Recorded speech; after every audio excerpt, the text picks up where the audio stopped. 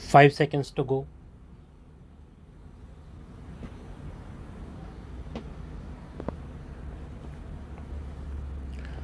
Start. I have repeatedly been impressed during my visits to the Soviet Russia and to the United States by the many things they have in common. I am thinking more about the people than about politics.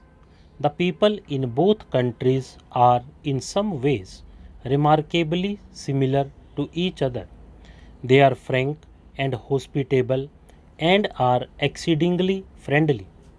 Essentially, I am thinking of one common feature today in the Soviet Russia and in America, namely the concentration of technological and scientific development as a means to progress. The Russians, in spite of their political differences, are full of admiration for the technological civilization which the United States has built up. They want to do even better. Theirs is a competitive approach. It is because of this, I think, that once they get over the present day political difficulties, the people of the Soviet Russia and the United States are likely to come much nearer to each other than possibly other countries might. America, by and large, is a welfare state. There may be odd things here and there which do not fit in with this concept, but it is a welfare state. You have solved your problems of providing the primary necessities of life to the people. We in India have not. Our problems in India are fundamentally concerned with the primary necessities of life. In that sense, our problems are different from yours. Therefore, the pure American approach does not often fit in because you think in terms of an affluent society. For example, you may think in terms of highly mechanized agriculture, but it may not suit India. Note that we are against mechanization, but it may not fit in with the conditions in India. In the Soviet Russia, there had certainly been a very marked and progressive change from the rigid authoritarianism of Stalin's time. We must remember that in the Soviet Russia, at any rate in the greater part of it, they never had anything but some kind of authoritarian government, whether it was the Tsar's government or any other government. From that, they went on to a communist regime which has brought them some advantages undoubtedly, but at the cost of individual liberty.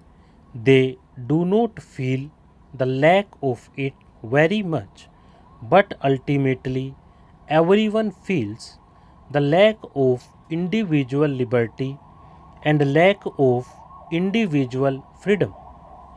Every revolution after a certain period tones down. After the French Revolution and the days of terror, the French people toned down and became a very conservative and respectable people. Surprisingly, the process has taken a longer time in the case of the Soviet Russia, but the process is there. Possibly, the period has lengthened because of many factors, including the wars. I once asked a Russian leader who had said something rather nasty about the British people as to why he did so. He had previously told me that He wanted to be friends with America and with England. He had said, "You are friendly with both, help us to be that." I said that I cannot do much, but I will certainly help to the best of my ability. He repeated what he said.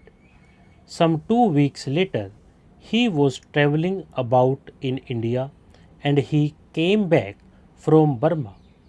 In Burma, in answer to a British correspondent who had put some kind of a leading question to him, he had lost his temper and said something nasty about the British people.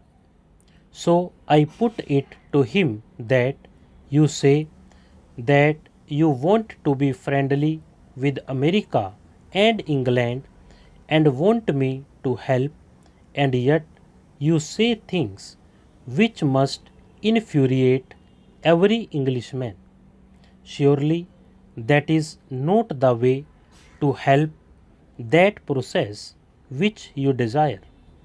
He said that, yes, do you realize that for 30 years or so, whatever the period, we have lived in Russia in a state of siege.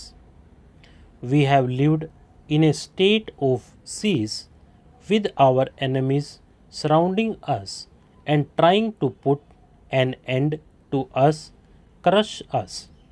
We have fought and survived, and we have developed ourselves. But this state of siege has conditioned us.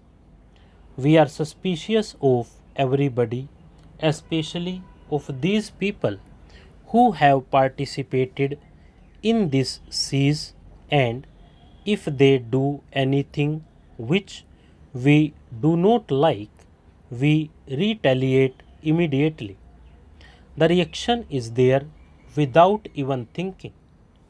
So you see the result of past conditioning. It is very powerful factor in every nation. Yet you see one gets over it. Take the last war. How did people in America or in England or in many other countries feel about Hitler's Germany and about the Nazis? They felt very angry, no doubt. But today they are friends with the German people, and rightly so. You have got over that.